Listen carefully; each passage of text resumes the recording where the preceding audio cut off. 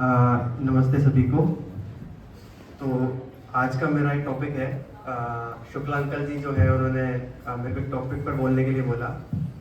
तो टॉपिक का नाम है कि आर्य समाज का धार्मिक, सामाजिक और राष्ट्रीय स्तर पर क्या क्या योगदान रहा है, और ना कि सिर्फ योगदान बल्कि आज के समय में हम उन तीनों स्तरों पर क्या क्या प्रयत्न कर रहे हैं वो हमें इस वार्तालाप में समझने की ज़रूरत है। तो इन तीनों स्तरों को एक एक करके समझते हैं। पहले समझते हैं राष्ट्रीय योगदान, जो भी राष्ट्रीय योगदान रहा। तो देश की जो आज़ादी थी उसमें आर्य समाज का एक बहुत बड़ा अहम हिस्सा रहा है। बहुत सारे वीर और जो भी फ्रीडम फाइटर्स थे, जैसे कि लाला लाजपत राय, स्वामी सत्यानंद, भगत सिंह और भी कई फ्रीडम फाइटर्स आर्य समाज से होकर निकले हैं। सामाजिक स्तर पर जैसे कि जातिवाद का विरोध करना, अंधविश्वासों के खिलाफ विरोध करना, स्त्री शिक्षा,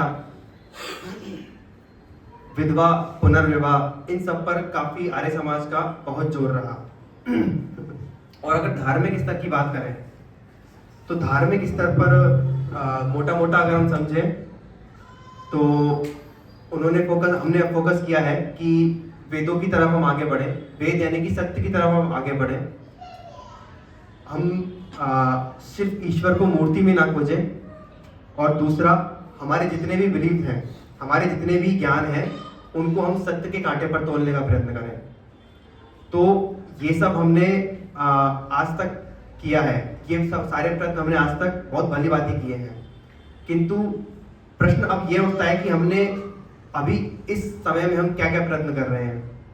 क्योंकि मेरे विचारों के हिसाब से दर्शन पर बात करना, वेदों के मंत्रों पर बात करना, ज्ञान इकट्ठा करना बहुत अच्छी बात है, लेकिन उन सबको अपने जीवन में धारण करना वो कैसे संभव है वो हमें जानना होगा।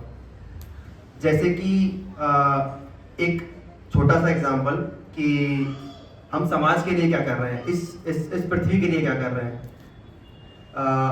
मैं इस छोटी सी बोतल के साथ सवाल उठाना चाहूँगा कि ठीक है, ये हमारे लिए बहुत इजी है इससे पानी पीना, लेकिन हम आर्य समाज में ऐसी बोतलें क्यों यूज़ करते हैं।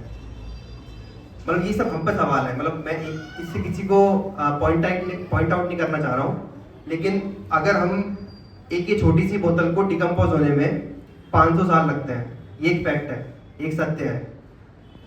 अगर यही छोटी सी बोतल की जगह हम कोई कैन यूज़ करें या फिर water cups paper cups use करें, तो शायद कहीं ना कहीं हम एक छोटा सा योगदान दे सकते हैं।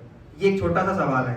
इसी तरीके के धार्मिक स्तर पर कैसे कैसे हम योगदान दे सकते हैं। जैसे कि अगर हम हमारे घरों में देखें तो हमारे घरों में जो बच्चे हैं वो हमारे ही इस जो ज्ञान का है वो अपोज करते हैं बहुत ज़्यादा। हम इसको दैनिक स्तर पर देखते हैं कि बच्चे जो हैं वो सही रास्ते पर नहीं चलते हैं, चाहे वो आर्य समाज के परिवार के बच्चे हों चाहे किसी और समाज के। तो उस चीज़ को हमें इस स्तर पर देखना होगा कि ये हमारे जो नियम है या हमारा जो ज्ञान है वो हमारे जीवन में हम उसको कैसे धारण कर रहे हैं।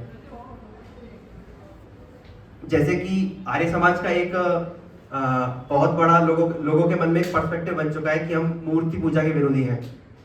तो इसलिए बहुत सारा जो यूथ है वो आना नहीं चाहता यहाँ पे। उन्हें लगता है कि शायद मूर्ति पूजा के बारे में कुछ गलत बोल दिया जाएगा, या फिर हम जिसकी पूजा कर रहे हैं उसके बारे में कुछ ऐसा अपोजिट बोल दिया जाएगा कि हमारे जो बिलीव है उनको ठेस पहुंचे। तो मैं ये चाहूँगा, मेरा ये समझना है कि आर्य समाज कभी भी मूर्ति पूजा के विरोध में नहीं रहा है। हमने सिर्फ इतना बोला है कि ईश्वर को मूर्ति में मत देखो।